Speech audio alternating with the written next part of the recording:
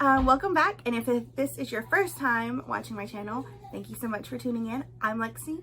I'm a part-time reseller online on Poshmark. Sorry, you probably saw my little boy right there. I'm a part-time reseller on Poshmark, eBay, Mercari, and a little bit on Kittison. As you already saw, I have a 3-year-old toddler little boy who will probably make more than one appearance. If you hear his cartoon in the background, I apologize. You gotta do what you gotta do as a mom. So what I want to talk to y'all about today is 5 things that I would tell myself as a new reseller. So if I could go back to almost a year ago now when I first started reselling, I wish someone had told me these things, or you know, if I could go back in time, I'd write myself a letter that I could send and be like, this is what you should be doing or shouldn't be doing. The first thing is adapt, don't copy. So, it's a huge thing when you're first starting out, because I know that I was just a vacuum when it came to information. I wanted to know everything. I wanted to know how everyone did inventory, what they sourced, how they priced. I mean, I just was like a sponge. And the problem when you're first starting out doing anything is that it's really hard to not just take something that someone says as gold and do it without really thinking about how it should be more adapted to your life, your business model, your whatever. A prime example of this is one of the YouTubers that I faithfully still watch. One video, or I'm sure she said it a few times, mentioned that she only buys things that she can make at least a $10 profit on. And I took that and I ran with it. But it was more like, okay, well, I have to make $10 profit on everything. And so I wasn't sourcing well enough, especially at that time, to make a $10 profit on everything. And so where it hurt me is that when people were sending offers that were legitimately good offers because the products weren't that great, I was saying no because it wasn't $10 profit, when really I should have just accepted them. A lot of times it was things that I had bought for 25 and 50 cents, $1, and they were offering me maybe like $8 or $10, and I was saying no. Those things are still sitting in my closet now. So don't do that. Anything that anyone says, including me, needs to be taken, and you know, you need to like be excited that it's new knowledge and you need to learn from it, but don't just copy it. Make sure to take what they say and think, okay, well, how can I fit this into my life? For me, $10 profit isn't something I can do because of my location and the way I source and what I get to source. I don't get to source things that will always make me a $10 profit. A lot of times the things I'm sourcing are going to make me about a $5 profit, which for me is fine. It might not be for you. You might need to have a $20 profit. I don't know. It's just the idea that you can't take someone and replicate something someone says and replicate it and think that it's just going to just seamlessly fit into your life. So that's the first one. Adapt, don't copy. Second is to research brands. This is actually kind of piggybacking off of the last one. I cannot even tell you how many times I purchased a brand because I heard a YouTuber mention it, whether it be they picked it up in a haul or so many different things, but they just mentioned the brand. And so when I was sourcing, I just remembered that brand that they had mentioned and I'd pick it up, and then I would get home and look at comps. There was nothing. And then here I am almost a year later and that stuff's still sitting. Or I lost money, or I broke even, or I made a couple bucks off of it.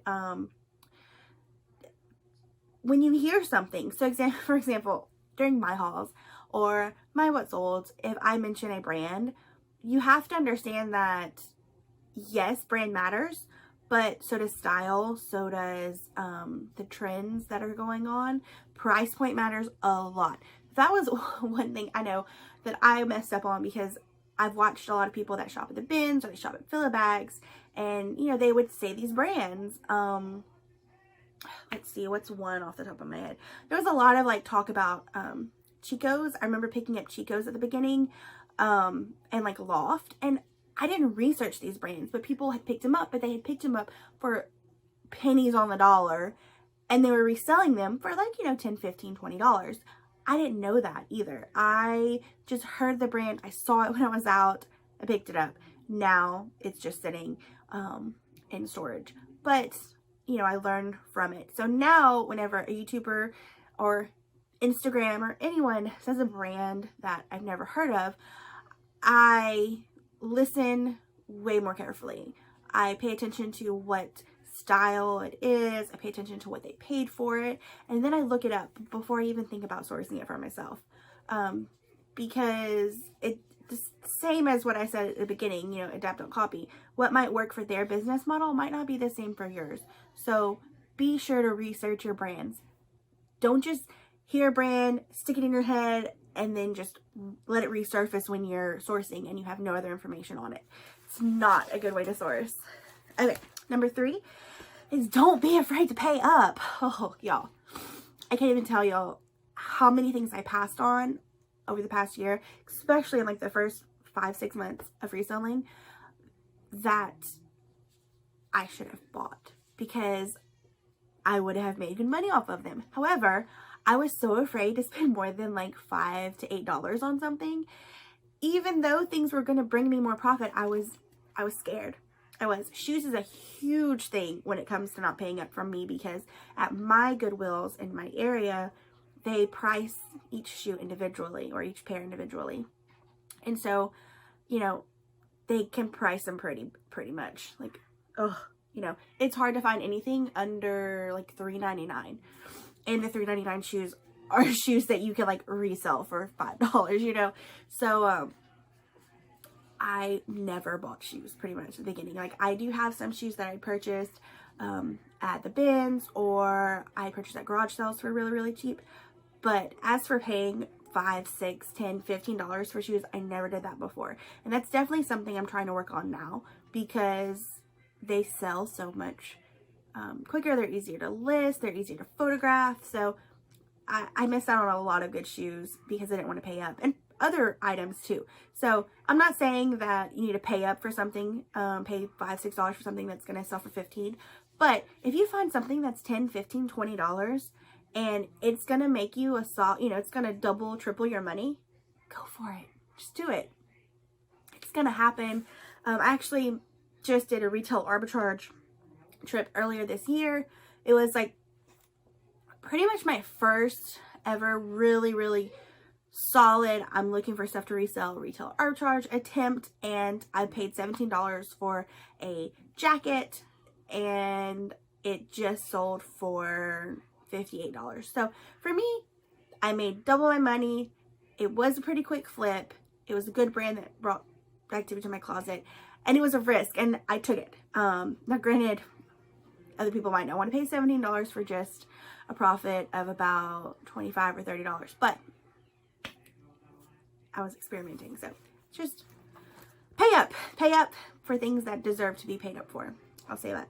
All right, number 4 is join the community. Like, oh my goodness, I wish I had started my YouTube channel. I wish I had been more active on Instagram at the beginning, because just within the last couple months, I've really gotten active. I've been, doing these videos, and I have learned so much. I've made friends. I've met someone off of Instagram, which was so much fun. And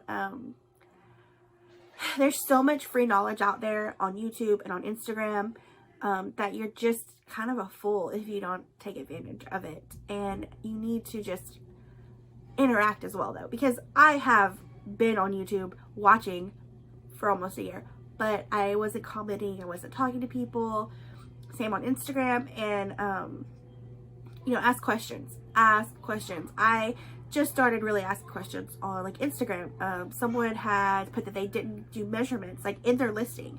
It was like, sorry, I'm currently can't provide measurements or something like that. So I asked, like, how is that affecting your sales? Why are you doing this? Blah, blah, blah. And I learned. And yeah, the community is so amazing. Don't miss out on it. It's hard to be doing this, and I know I get so excited about finds and hauls, and it's hard to not have anyone who really, really has that passion and understands, but the community is there for you to be able to share it. So join up. All right, the last one, might be the most important. And I'm still learning this. I'm still struggling with it. Do your bookkeeping. Keep your files, your info, all of your tax stuff, all of your sales, everything. Just find a method to keep it on track, because when you get behind, it is not fun. Okay? It's not. So not fun. There's so many things. Like, did you know that eBay only, right, it used to be 60 days, now it's 90. They only keep your information for 90 days unless you go sign up for a sales report, which I still don't even know about that. But when I went to do my taxes, I couldn't get a whole year sales report.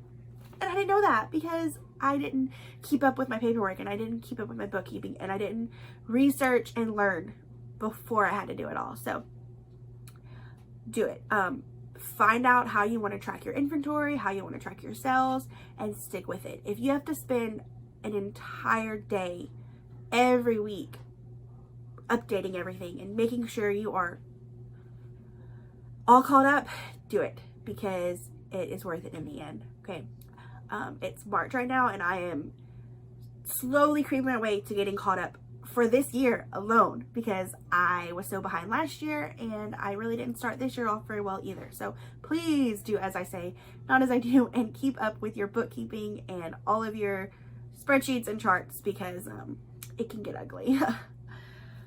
Well, that's it. Those are the 5 things that I would have told myself as a new YouTuber almost a year ago.